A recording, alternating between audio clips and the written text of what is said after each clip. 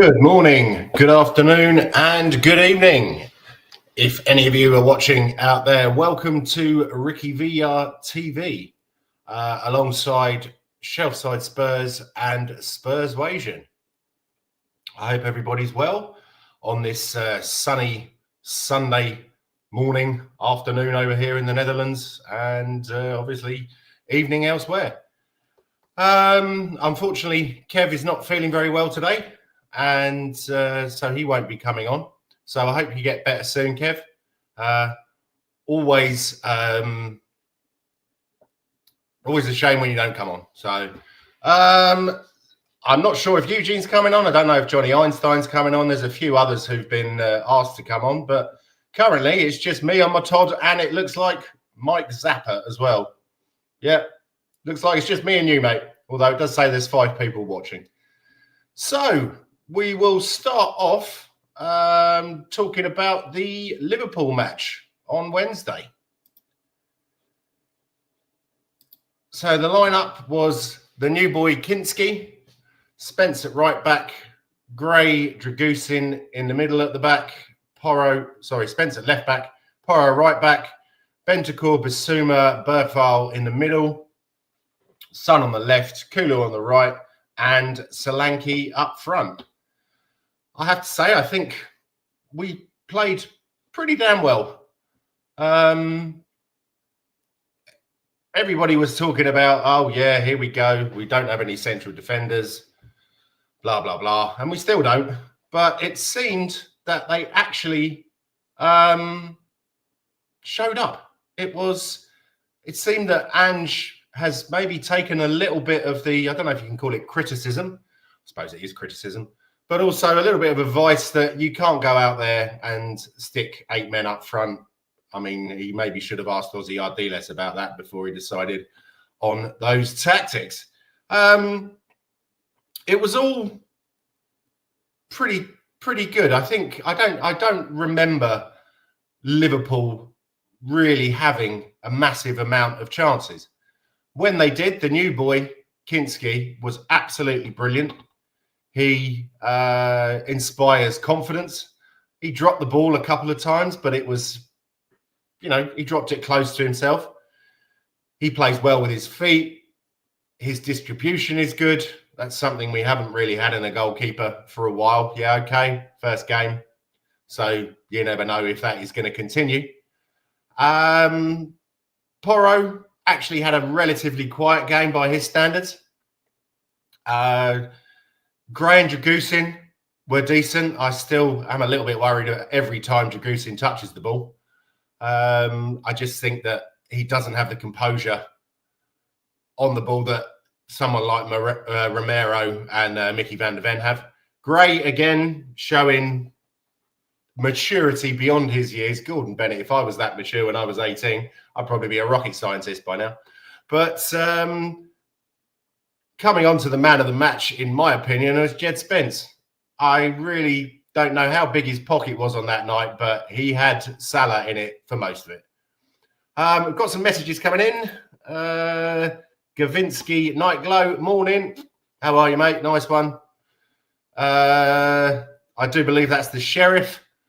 Big up, everyone. Nice to see you, Mark. Always a pleasure. It's a very interesting show on, I think it was Friday, on the Danalist, Spurs Danalist show. I thought that was really good. And I look forward to seeing more stuff coming out on your new channel. Everybody like and subscribe to that, as you should like and subscribe to RVTV, Shelfside Spurs, and Spurs Wasian TV. It's from Eugene. Hi, everyone. Big up. Levy out. Absolutely. If you want to join in, mate, I did send you the StreamYard link. I will put it up again now. I think you've got that already, though. So, and Gavinsky, Night Glow. Yep, Levy out. And again, I worry every time Porro plays. I don't think our centre-backs have confidence in him either. That wouldn't surprise me. I think his defensive work is not great, but going forward, he really has shown that he is absolutely quality. So it would be a possibility when Udogie comes back. that maybe you shift Spence to the right, Udogie at the left, and Porro a little bit further upfield. Kulusevski in the middle, Johnson to come off the bench as an impact sub. Who knows? It would be it would be worth a try. You could also push Spence a little bit further up. I seem to remember him playing as a right winger in a cup game last year. They're both very, very good going forward. I think Spence is a little bit more composed at the back. Porro could be likened a little bit to Reguilon on the left, but you know, Reguilon like chases the ball. He plays. It's like children's football, isn't it? So, going forward, he gets an assist every now and then, but I want my defenders to be able to defend properly. That's very, very true. I've always been a great believer that, yeah, okay, you need to be able to get forward in this day and age. It's not like you have I don't know if you remember Paramount, was it? Playing for Jack Santini. And I remember the story was that he was told he wasn't allowed to go over the halfway line. Now, I'm not advocating that, but it is nice that we do have our wing-backs, full-backs, whatever you want to call them, inverted, Ujuma flips, whatever, are able to get back and defend. They need to be able to help the centre-backs. Now, this Ange high line thing, where you expect your centre-backs, or you expect Mickey van der Ven to sprint the length of the pitch every 15 minutes, it's funny why we get hamstring injuries. But anyway, we'll come on to that. Spence offers presence, height, and strength, so I feel safe with him on either the left or the right. And that's nice to have that as well, isn't it? That you have someone who can play left and right. And he's got height as well. He's got speed. So it's always handy to have someone tall at corners, either going forward or defending. I'm really, really surprised why he hasn't been included by Ange until we had this massive injury problem. Now, I understand that Conte called him a club signing, etc. There has been talk of him having a bad attitude. I haven't really seen that when he's been on the pitch. He might have that in the dressing room, and I know Ange is basically like a school teacher, or it seems like that.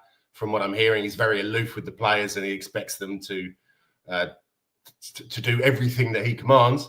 But what's wrong with someone who has a bit of pep, who's going to talk back? You can't have everyone just sat there going, okay. Especially when he's doing stuff wrong, which he has been doing an awful lot wrong recently, in my opinion. Why Ange has our left and right backs inverting into Maddison's position in 10 is foolishness. Exactly. They get in the way. Fullbacks, wingbacks should provide width. Okay, every once in a while, or maybe even play one inverted. But both of them, then that middle gets far too congested. Son and Kulusevski as well tend to cut in, and it's all about being in the middle. Whatever happened to someone like Tony Galvin, Aaron Lennon, Gareth Bale, bombing down the wing? I suppose you could say that the only one who really does that without cutting in is Werner, and unfortunately his performances and his end product has not been brilliant. I was quite excited by when we signed him, because I thought, well, he's a decent player. He's played for Chelsea. He's played for Leipzig, but it really, really hasn't come off. So that's a massive shame. Nothing makes sense at this club, my friend. It seems we're set up to fail every season. I won't 100% disagree with that, but I won't 100% agree with it either. I know we're going back into history, etc. Poch, yeah. I suppose you're probably talking about Levy here, aren't you? And it just seems absolutely mental that we have a problem in the goalkeeping area, and he goes straight out and he buys this new guy. Now, I don't know how long they've been scouting him or what, but that was... he obviously doesn't have trust in Austin, so he's all of a sudden thinking, oh my God, we've got cup games coming up. We need a new goalkeeper. But what about left back? What about centre back? You can't be happy with playing Dragusin and Gray there all the time. Now, yeah, they're doing very well under the circumstances, but I think we need another one. Even just get someone in on loan. It would be, it would be absolutely wonderful. But that is not what is happening. We should have done it early, and now God knows what's going to happen. Look, mate, any fan can put together a title challenging team by buying top quality players with a mix of the best youth. But Levy never does. Yep, very, very true. He has the money. We know we have the money. What Rez was talking about last week in regards to the wage bill to the income, that we're in the bottom 4 or something like that. And he still expects us to get Champions League football. That's all he's playing for. That's all he wants. So he can siphon it off into his different companies, etc. Sue me, whatever. And it's a massive shame. There are players out there who are available who could come in and, make a difference for the rest of the season, to guarantee that we get European football, to give us a better chance that we get European football, to give us a better chance of winning one of the cups. I know he doesn't care about cups. You could see that when he sacked Mourinho just before the final. But give me a break. I mean, seriously, it's just, it does my absolute noodling. Levy's just happy to take part and spend the money on properties to increase the value of the club for future sales. Yeah, absolutely. I've been banging this drum for ages. He really, really wants to be the mayor of Tottenham. I swear that's what it is. He wants to, lord it over everybody. He wants to gentrify the area. Now, yeah, Tottenham's not the nicest place in the world, but I'd never felt unsafe walking down there when I've been to a match, obviously, and I've also been there outside match days. And yeah, it's not the nicest area, but you don't go looking for trouble. You don't find trouble, as far as I'm concerned. But then again, I suppose it does help that I'm 6'4". So yeah. Anyway, Mike Zappa, we pay world record season ticket prices for world record humiliations. I'm sick of these owners. Yeah. I was able to get a season ticket when we moved to Wembley. And then, of course, I only went a few times. Then we moved to the new stadium, then COVID hit, etc. And the price rises as well. I can't afford to, it was also a waste of time because I was having to put tickets on. I live in the Netherlands, by the way. So flight prices went up, hotel prices went up. And yeah, it just wasn't feasible. I could probably sell my tickets every single game, but again, it's the time wasting. And yeah, I just couldn't be asked. I think I went to more games when I lived in London as a bronze member. I don't think I missed many home games. The only one that I wasn't able to get to was the Real Madrid, was it quarterfinal or semi-final? I couldn't get a ticket for that for love nor money. Someone said they could give me a ticket for 300 quid. I was like, yeah, I like football, but maybe not that much. What's worse is that Levy doesn't need to sell. He can live a life of luxury by just keeping with the way things are running for the next 20 years. Well, that's the problem, though, isn't it? With people like him, it's all about getting more money. Him, Joe Lewis, look at Donald fucking Trump. That's all they care about. It's not that, oh, yeah, I'm comfortable now. It's, oh, do you think I'll be able to buy a mansion in the Seychelles next year? Because I need more money. I need more money.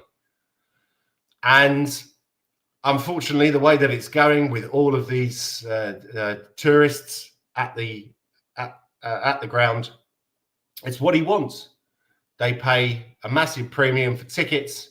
They'll then go into the shop and pay 200 quid for memorabilia. Then they'll go into the stadium. They won't usually go to the pubs around the stadium because they've probably heard, oh, Tottenham's a really rough area. Yet you have some of the best times in the pubs around the stadium. I can remember I was a regular at the Bell and Hare for many, many years. Now I have a feeling that Levy's bought it and pints are 10 quid. We used to be able to get a can of Red Stripe for 2.50 out in the car park.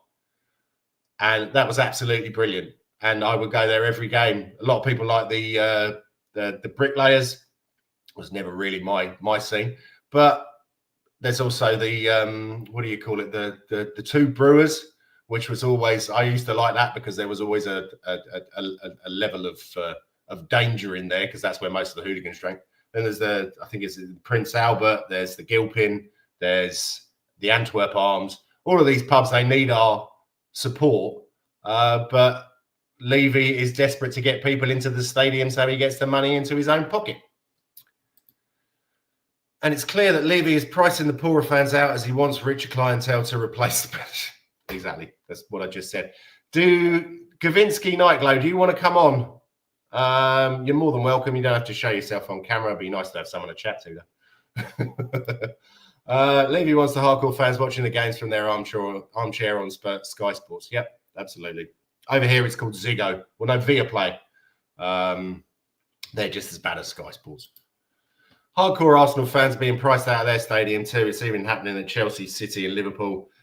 It's heading towards franchise football. It will be within the next decade, I would say. There will be a European Super League. And all it will be, there probably won't be season tickets. It will be probably like an auction. Whoever pays the highest bid can go and watch it.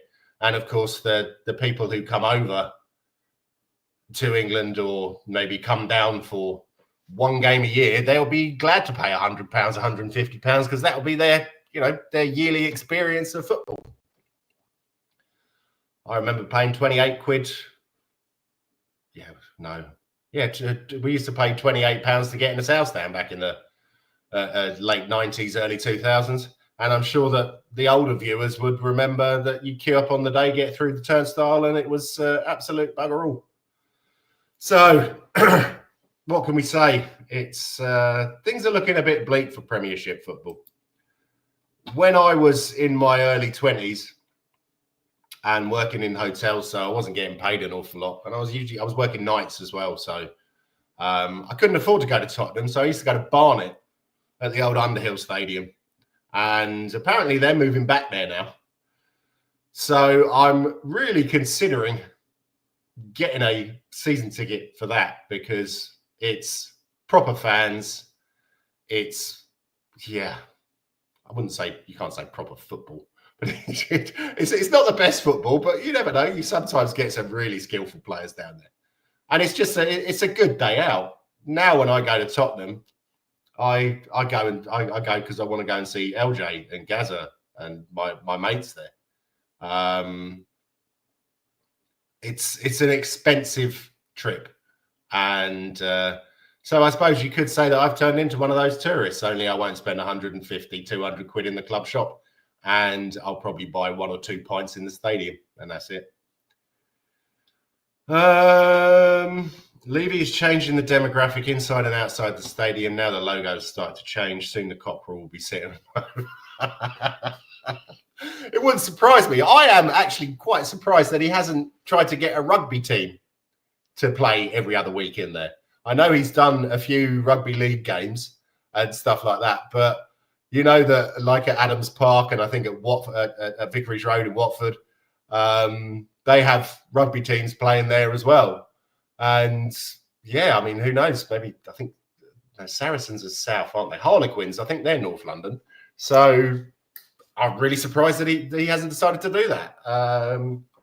But because I remember that they played the rugby league final, obviously got a massive amount of people there, but there was I think a double header played at Wembley or somewhere like that, and they filled the stadium for 2 games of rugby, and that must make an absolute fortune. So I'm really surprised he hasn't got into that. So if you're watching, Daniel, don't fucking do it, you cunt. Oh, sorry, I said that out loud. My dad once got fleeced as he was charged £60 for a ticket when Gaza was playing for Spurs, but it was worth it just to see Gaza, who dominated the whole game. Yeah, that is very true. I'm not sure. I don't think I ever saw Gaza play live. That was during the point. Unfortunately, my dad was not a football fan. He grew up in Denmark, was a handball fan, and then when he came over here, he liked rugby. But one of our family friends was a Tottenham fan, and he took me and my dad to a match against, I think it was Sheffield Wednesday. It was 0-0, but Glenn Hoddle, Chris Waddle, Mitchell Thomas. Yeah, there was some absolutely great players there, and it was even though it was a ball draw, the whole atmosphere. It was back in the days. We were actually sat down, and this is when the Park Lane was standing, and I believe part of the shelf was as well. And it was just it made a really, really good atmosphere. I don't know why they can't this safe standing bollocks. Yeah, we'll see if that actually. I'm pretty sure that all of the stewards are still telling everybody to sit down. I'm not a good speaker, mate. I prefer to chat in here and listen to you guys. I'm not that well at the moment either. Well, I hope you get better soon, mate. Don't worry about it. I've been doing this. What do you call it? Streaming for around about 2.5 years now, and I'm still pretty fucking rubbish at it. So yeah, it's all good. Gazza was 20 times better than any of the top 20 Premier League players today. Himself and Letizia were the most balanced players on the ball I've ever seen in English football, and pure mavericks. Yeah, that is something that you kind of miss, isn't it? Letizia, it was a real shame that he never signed for Spurs, because it was very close. I can't remember what the reason was. I think he's gone a bit mental now, but he was just some of the goals that he scored. The same with Gazza. That goal he scored against Arsenal without a boot. I mean, you know, the flick overs that he used to do. It was a real shame the way that things went for him, and I wish that he'd had better advice from the people in his life than he did. I know he's still going. Bit fragile these days, but yeah, what an absolute legend that bloke was. High blood pressure and anxiety, mate. Old age is catching up on me. Yeah. Ouch. I should introduce you to Kev. I think he's got really bad arthritis, and he's not doing well at the moment. But he's one of the older guys who comes on. Older guys, that's not very nice. But he's one of the guys I think he's been going since the early 70s, and some of the stories he can tell you, he was all over Europe. I think he's been to most higher league grounds with Spurs. Sounds like he had an absolute brilliant laugh, and I feel, yeah, I'm a bit envious of it that I wasn't born a little bit earlier, that I could have done that as well. Okay then, right. So carry on with the Spurs Liverpool bit. Bentancur, who obviously went off very early, still haven't heard exactly what the problem was, but someone is saying it's a concussion and that he'll be back soon. Having looked at some of the pictures, it did look like he was gurning. So I don't know if he'd taken a shed load of ecstasy before. Some people were thinking that perhaps he'd had a stroke.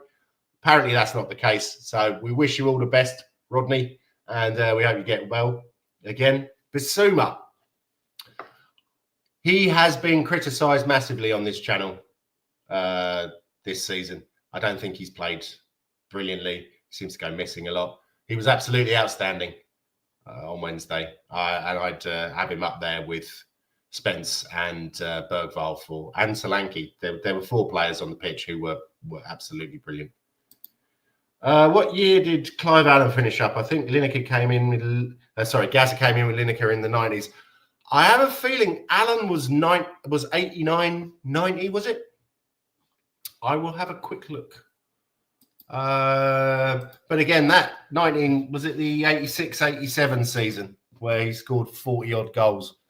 That was absolutely brilliant, and I'll never forget being in my mate Chris's living room for the Coventry final, and we scored, and I stood up and I swung my hand around and I smashed the lamp that was above my. Well, I didn't smash it, but it didn't work after that. So yeah, that was a hell of a day. And then unfortunately, my all-time hero, Gary Mabbott, scored that own goal. No, it was 1988. He finished up and he went to Bordeaux. And then 1989, he came back Man City. Then 91. He went to a bunch of clubs in London who we don't really want to talk about.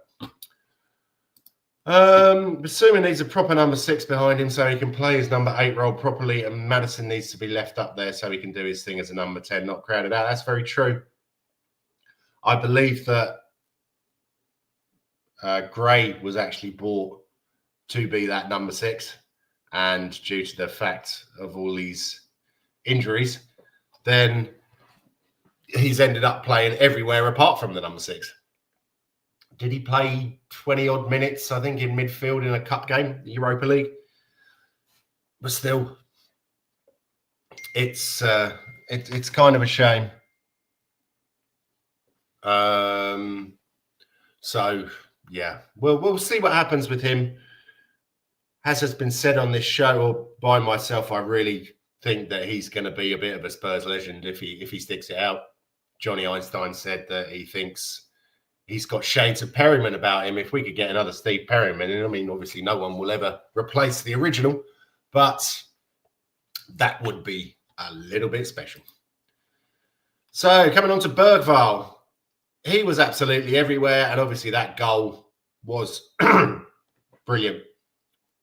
You've got to give massive amounts of thanks to Solanke for that. Yeah. The guy has played pretty much 90 minutes most of the matches this season, and he's still got so much energy. I really hope they give him a rest today. That would be nice, because I think he deserves it. So on to Son. Don't think he really did an awful lot. Maybe my expectations are too high for him. But he's dropping off. It's no surprise he's getting old. I'm glad that we've extended his contract, because I think that's the least that he deserves. But I do expect him to be a bit more of a bit part player. I'm hoping that we will bring in a left winger this January. But otherwise, very possible that Odegaard takes his place if he can stay free of injury. Mikey Moore as well. And then obviously there's Werner, who I don't really want to see. Maybe as an impact sub, he's okay. But Kulu wasn't up to his usual standards, I don't think. Maybe, again, he needs a rest. But yeah, nothing to shout about there. And Solanke, as I've just said, was absolutely brilliant. I'd like to hear if the people in the chat, what are your thoughts on that? All the Scousers moaning about the second yellow card for Bergvall. I am not 100% sure how much contact there was there. And I think that, who was it? Curtis Jones. Yeah, made it look extremely lively. So, yeah, I don't know. I've definitely seen him given, but yeah, what can you say? Son is better in a counter-attack system, running onto through balls. He's silly missing Kane. Yeah, well, who wouldn't? We are seriously missing Kane. It would be lovely to, if he'd stayed another season, but Levy's hotels won't build themselves, so he needs that money. In today's games, it's enough for a yellow card, but I don't think there was any contact. Yeah, that's probably very true. But yeah, I'm going to go for the man of the match. Just a moment. Where the fuck are you? Yeah, man of the match. I will go for Spence. Kept Salah in his pocket. Was solid. Got forward, and I don't think that left back is his primary role. So if he's going to get a chance at right back instead of Porro, then I think that will be very, very exciting. So let's move on to today's game. Spurs versus Tamworth. Sorry, I got that the wrong way round, because obviously we're playing at Tamworth. There was talk yesterday that all of the matches in the FA Cup or non-league were being called off on artificial pitches. But I have since seen some pictures of a lot of Tamworth fans and volunteers and stuff like that making sure that the pitch will be good for the match today. And I'd like to say thank you very much for that, because I really need my fix of football. So I want a few people to be rested today. Sorry, we'll go on to Gavinsky Nightglow. Spence for me, but I don't mind giving it to Bergwall, as he played very well in the middle, and that drive forward allowed him to finish up. Yeah, very, very true. That was that's a very good point. So the lineup: Kingsky in goal. I'm letting my head overrule my heart here, because I would like Austin to play, because I think after having so many years at the club and not getting a first team game, and then he gets a first team game in a very big match, in a big atmosphere, and he keeps a clean sheet. I'm not saying that he made massive amounts of superb saves. Sorry, I'm not talking. Yeah, not talking about the Liverpool game. I'm talking about the game before that. So yeah, it would have been nice, but I think he'll go with Kinsky. Then I think Reggie will play, just because we're going to want to rest, or we're not going to play Spence left back and Porro right back. I think Spence will be in right back. Gray and Dragusin. I can't see him playing Dorrington. I don't think he'll play Hardy. I think because it's the only two centre backs we've got, unless he wants to go with Basuma. I don't know. That'll be interesting. Then Saar, Basuma, Bergwall in the middle. Now Moore is back from injury. I'm not 100% sure he's match fit, but he may well be. So if he is, then it'd be good to give Sonny a rest again, because he does look a bit lethargic. Johnson on the right and Lancashire up front, because again, Solanke needs a rest. I think Johnson's been on the bench a few times recently, so Kulu needs a rest. So yeah, your thoughts on that would be great. We have a visitor coming in, the one, the only, Eugene. How are you, sir? Hi, Jens. I'm okay. Sorry, I'm late. Just finished some work, so yeah. So on my way back now to rush up. Yeah. So now I'm rushing on the way back, going to pack some food to eat and go back and watch the game, because it's going to be in about less than an hour's time. Is this our lineup? Yes. No, it's not. It's not definite. I haven't received the definite lineup yet. I've been saying that this whole week, right, for the past 2 weeks, if we don't play our fucking youth team, right, they're useless. We should really have the lineup, but it's I'm not getting it on. You haven't gotten it on your. Okay, I know. I haven't. If I get dark, don't worry, guys. I'm just driving, doing this thing. So I think we definitely should be playing a weaker team. I'm not even saying a weaker team. I'm just saying put out the youth. That's all. Rest all our first team players, because we got a game. We got to get the game, the North London derby, right? Coming up Wednesday. Okay, got it. Kinsky, Pedro Porro. Oh dear. Dragusin, Gray, Regulon, Saar, Basuma, Madison, Johnson, Wiener, and Moore.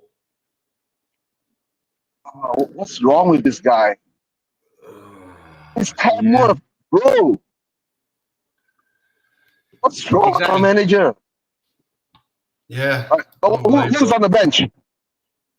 Let me just have a look. Hello, Nathan. Nice to see you, mate. Where are you? Are you in Thailand or Vietnam, Cambodia, or are you back in Bath? Let us know, mate. It's always good to see you. On the bench, we got Austin, Spence, Dorrington, Bergwall, Uluwasi, Kulusevski, Son, Solanke, and Lancashire. That's like a stronger bench than we play in league games.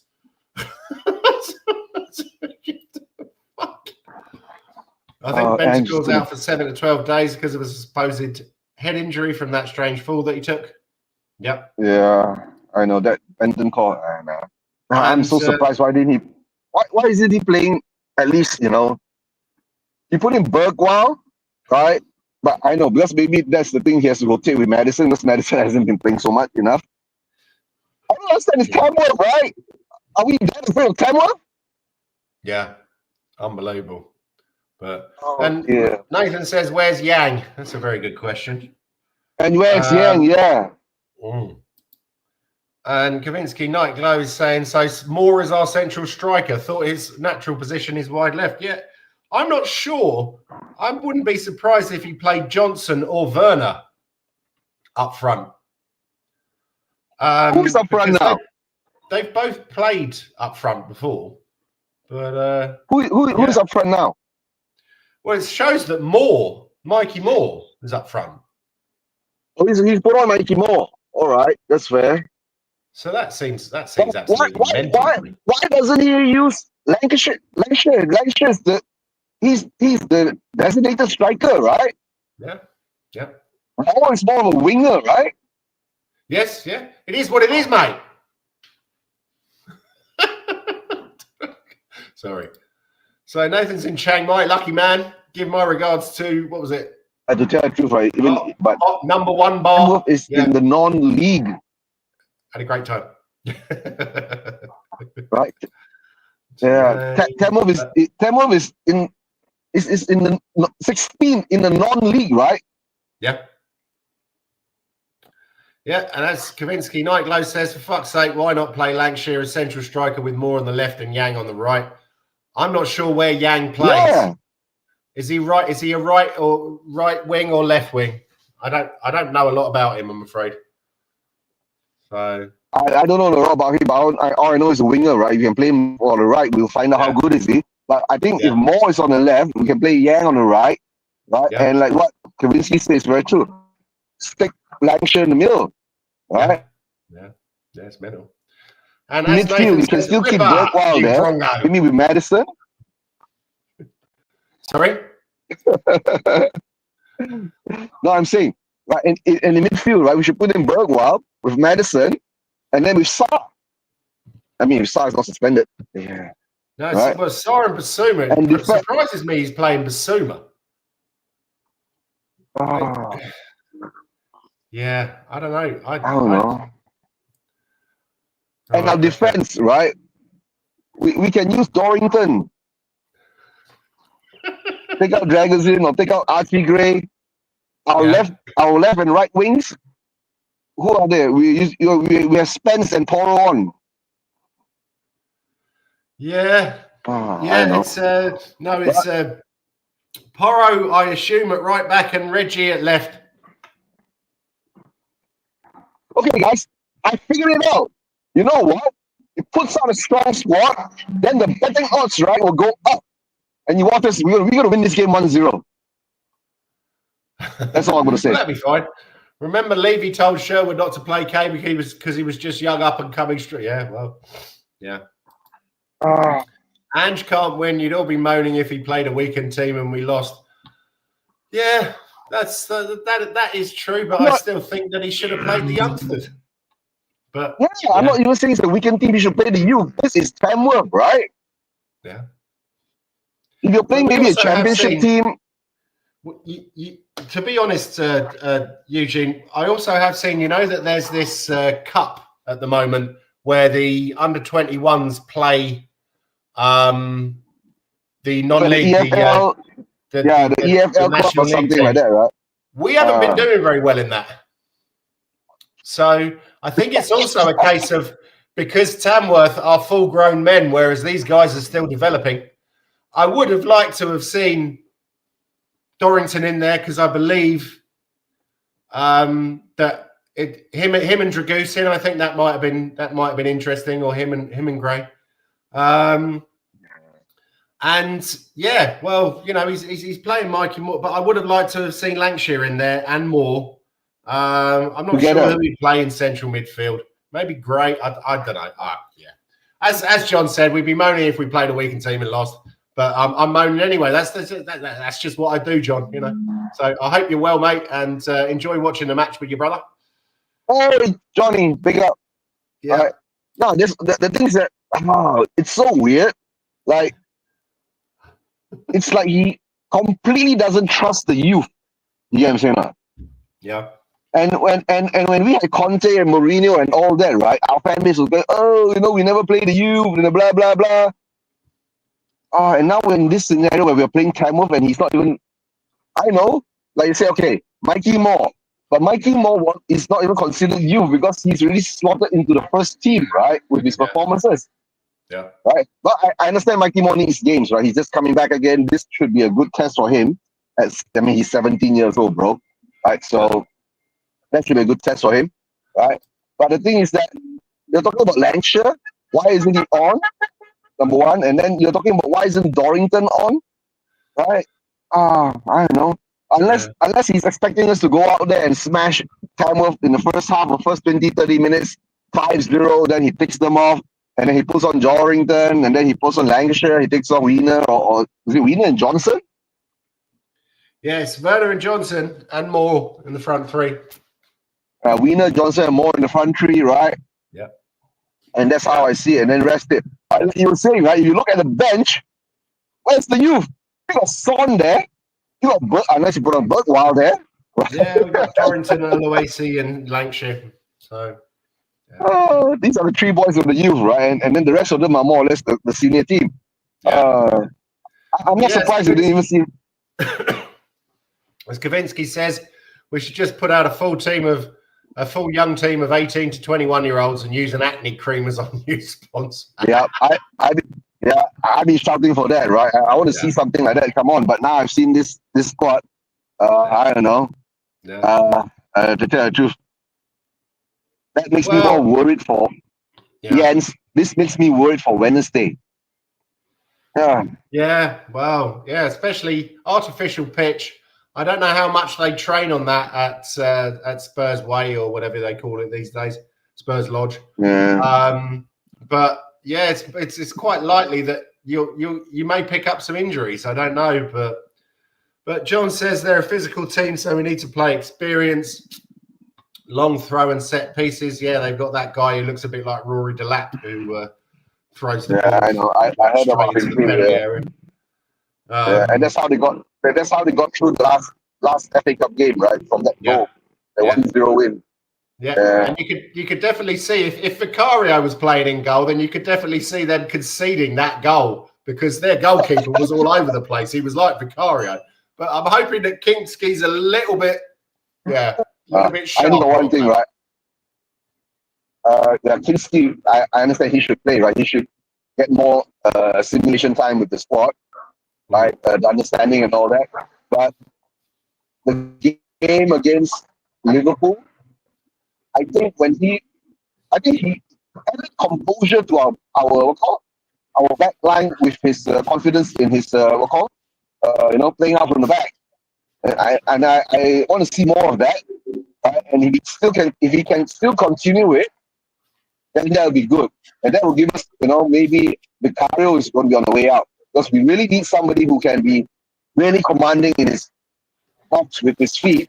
And especially as like the time, that's the kind of goalkeeper we need, right? So, but I haven't seen him being tested yet as a shot stopper, right? But commanding his box from corners and free kicks and all that, there are positive signs there. So today, and guys, it's Tamworth, guys. I don't understand. I just want to cry at the moment. I don't know what we're doing. I'm too tired to write, so let it be. Only thing is that I said this is a scheme, right? Because it's first place, a strong team against Tamworth. We're expected to win 3 to 4 goals, right? And don't be surprised we won't even reach the 2-goal mark. That's all I'm gonna say. Yeah. To be honest, I'll be happy to get through. Influenced by Yeah. But I'll be happy to get. We're supposed to smash them. Yeah, of course I'll be happy to get through, right? It's Tamworth, guys. Yeah. Kavinsky says, put these youngsters on a course of steroids for 2 months and we'll challenge for the title. Still no outfield signings proving the board are backing Ange 100%. That is 100%. I'm seriously getting rid of the bear vibes from Kinski. You'll have to explain that one, mate. I'm not sure I understand it. I remember when I was younger, I actually possessed a Paddington teddy bear who used to watch over me as I slept. Okay, that's weird. Good to know, mate. Good to know. Right, so what do you reckon today then, Eugene? What's your prediction? I got this with the lineup. It should be 5-0. But with the narrative in play, I think we'll win 2-0. 2-0. Yeah. Okay. Well, Yeah. Kev is going for 6-0. He told me just before the match. And All right. we got Nate Spur going 7-0. That'd be nice. Yeah. And we got Kavinsky saying Vina hat trick. I said it first. That'd be nice. That would be nice. Maybe he'd get his confidence back and he'll end up top scorer. Wiener gets a hat trick. Yeah. If he does, yeah, big up to him, right? I think Johnson will get a hat trick. Yeah. Easy tap ins, right? 3 tap ins in a row. Johnson make it 7-0, right? Johnson gets a hat trick, Wiener gets a hat trick, right? And Moore scores 1. We're all happy then. Yeah, yeah. So John is saying the Goons have Man United, so hopefully they'll be more knackered. Yeah, that's a possibility. John, what do you reckon? What's your score prediction for today? I'm going to go for 3-1 because I have a feeling that to us, obviously, that throw-in is going to cause us problems at some point. No. I think it's going to be clean sheet. I got confidence in this goalkeeper. Right? Yeah, okay. I have confidence in this goalkeeper, man. Come on, he kept a clean sheet against Liverpool. Liverpool. Yeah, well, I have a feeling that it's going to be a bit tricky playing on that fake pitch. Oh, the AstroTurf thing, right? The artificial pitch. Yeah. Oh my God, wouldn't it incur more injuries to our players if they're not used to it?